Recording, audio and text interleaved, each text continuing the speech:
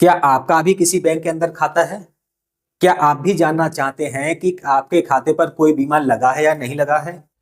क्या आपके परिवार या किसी मिलने वाले के घर में किसी की दुर्घटना या साधारण या किसी बीमारी के चलते मृत्यु हो गई है? और यदि आप जानना चाहते हैं कि उसके खाते पर बीमा लगा है या नहीं लगा है, तो आप उसका खाता घर बैठे कैसे चेक कर सकते हैं कि उसके खाते पर किसी प्रकार का कोई बीमा एक्टिव है या नहीं है? यदि है तो उसका लाभ आपको कैसे मिलेगा? आज की इस वीडियो इन्हीं सवालों को लेकर होने वाली है। बिना देरी किए चलते हैं मोबाइल की स्क्रीन पर। तो दोस्तों, हम आ चुके हैं अपने फोन की स्क्रीन पर। आपको अपने फोन के अंदर किसी भी एक ब्राउजर को ओपन कर लेना है। मैं अपने फोन के अंदर क्रोम ब्राउजर यूज करता हूं, तो मैंने अपना क्रोम ब्राउजर ओपन कर लिया है। अब हमने एड्रेस बार पे क्लिक कर दिया है। जैसे ही हम एड्रेस बार पे क्लिक करेंगे, वहां पर टाइप करेंगे जन सुरक्षा। जन सुरक्षा टाइप करते ही हमारे लिए कुछ इस तरीके का इंटरफेस आ जाएगा। जैसे ही हम जन सुरक्षा .in पर क्लिक करते हैं, वैसे ही इस तरीके का एक इंटरफेस आ जाता है। तो यहाँ पर आपको थ्री डॉट पे क्लिक करना है। थ्री डॉट पे क्लिक करने के बाद आपको पॉलिसी सर्च का एक ऑप्शन यहाँ मिल जाता है। इस पर आपको क्लिक करना है। जैसे ही आप इस पर क्लिक करते हैं, आपको इस तरीके का इंटरफेस दिखना शुरू हो जाता है। दोस्तों, यहाँ पर आपको अपना अकाउंट नंबर दर्ज करना है, जिस आप बैंक का आप जानना चाहते हैं कि आपके इस बैंक खाते पर कोई बीमा लगा है या नहीं लगा है।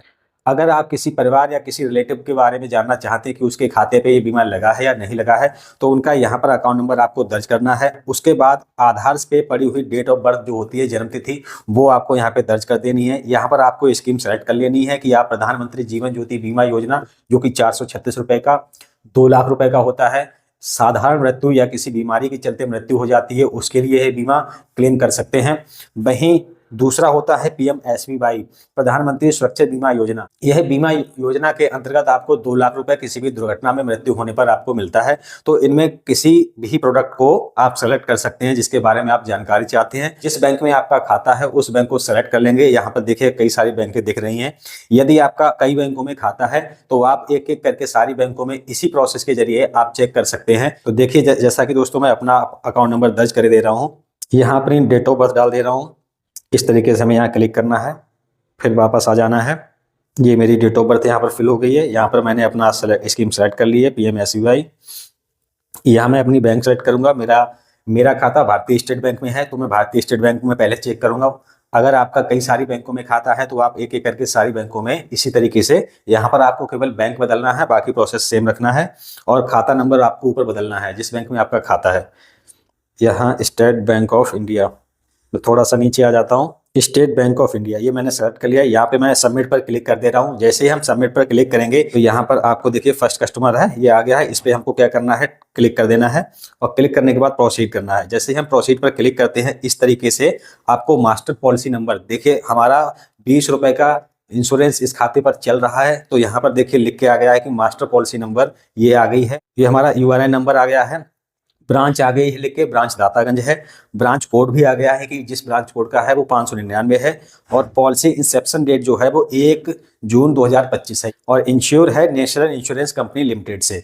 ठीक है। वहीं इनरोलमेंट स्टेटस आप देख सकते हैं, क्लेम के लिए वो मान्य है, तो यहाँ पर एक्टिव लिख के आएगा, यानी कि इस समय हमारे खाते पर ये बीमा एक्टिव है। और किसी भी परिस्थिति में अगर दुर्घटना हो जाती है तो दुर्घटना में हम इस बीमे के द्वारा हमारे नॉमिनी को यह लाभ यानी कि 2 लाख रुपए मिल जाएंगे। तो दोस्तों, इस तरीके से आप चेक कर सकते हैं। अब हम देखते हैं कि क्या हमारे इसी खाते पर PMJJBY भी चल रहा है।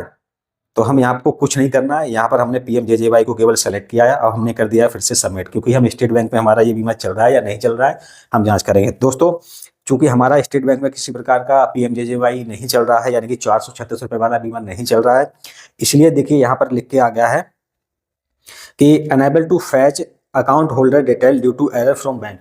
एरर फ्रॉम बैंक का मतलब है कि PMJJBY की कोई पॉलिसी नहीं चल रही है।